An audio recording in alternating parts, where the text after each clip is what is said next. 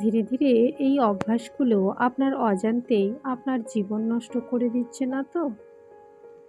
Number 1, negative চিন্তায় আটকে থাকা। নেক্সট, অতিরিক্ত ঘুম, ভুল সম্পর্কে আটকে থাকা, উপার্জনের আগে খরচ করে ফেলা এবং সবসময় রেগে থাকা, অপ্রয়োজনে ওষুধ খাওয়া,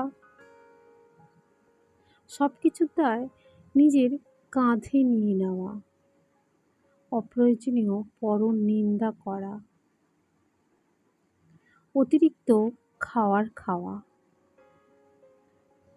সামাজিক কার্যকলাপে অংশ না নেওয়া, অতিরিক্ত চিনি বা লবণ খাওয়া, মনে ক্ষোভ বা রাগ পুষে রাখা, প্রয়োজনে সাহায্য না চাওয়া, বারবার কাজ পিছিয়ে দেওয়া।